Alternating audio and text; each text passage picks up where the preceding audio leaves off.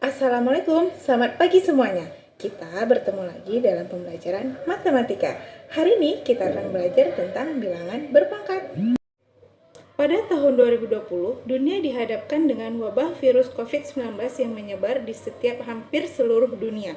Di Indonesia, kasus penularan COVID-19 masih cukup tinggi dan belum menunjukkan penurunan yang signifikan, bahkan cenderung naik. Pada awal penularannya, grafik perkembangan penularan COVID-19 digambarkan sebagai bentuk eksponensial. Bentuk eksponensial menggambarkan situasi peningkatan suatu kuantitas secara besar pada kurun waktu tertentu. Mengapa demikian? Bagaimana bentuk eksponensial itu?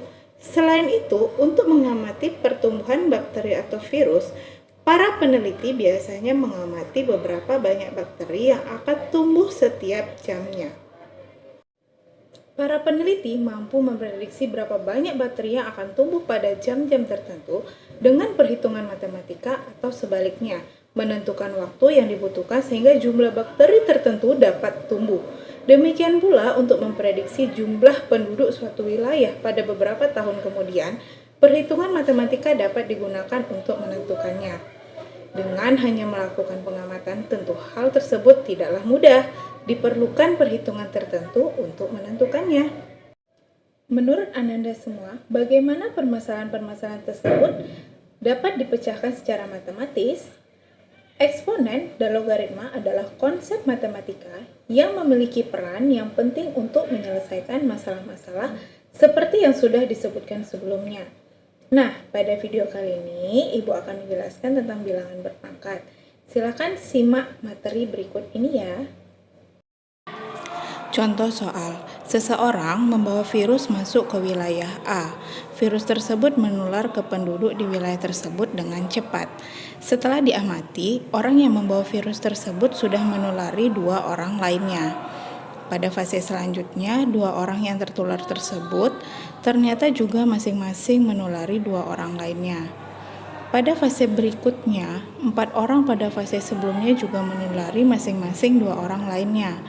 Pola penularan tersebut terus berlangsung, di mana tidak ada orang yang tertular hingga 2 kali.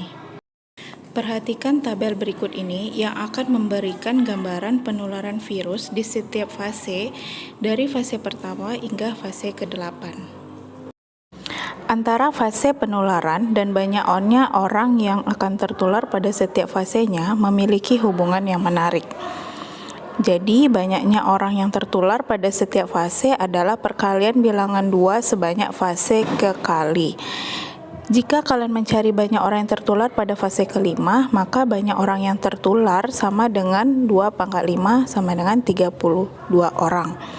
Jika banyak orang yang tertular pada fase ke-n dinyatakan dengan M, maka berdasarkan eksplorasi di atas, M dapat dinyatakan dalam N sebagai Mn, yaitu M kali N sama dengan 2/n. Bentuk 2/1, 2/2, 2/3, 2/4, dan 2/n ini merupakan bentuk bilangan pangkat. Bilangan berpangkat akan memudahkan kalian untuk menyederhanakan bentuk perkalian berulang. Bilangan berpangkat atau disebut juga eksponen didefinisikan sebagai berikut.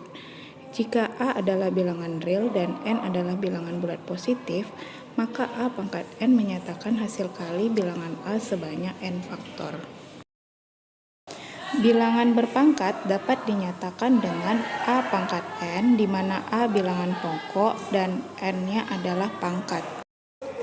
Berikut terdapat 7 sifat-sifat eksponen yang perlu kamu ketahui. Pada contoh pertama, untuk menyederhanakan bentuk eksponen 2/5 dikali 2/3/2/2, berlaku sifat keempat dan kelima, di mana jika perkalian maka pangkatnya dijumlahkan dan jika dibagi maka pangkatnya dikurangi. Begitu juga pada contoh kedua yang menggunakan sifat keempat dan kelima dari sifat-sifat eksponen. Nah, sekian penjelasan tentang bilangan berpangkat. Semoga apa yang Ibu jelaskan hari ini dapat kamu pahami dengan baik. Terima kasih. Assalamualaikum warahmatullahi wabarakatuh. Bye-bye.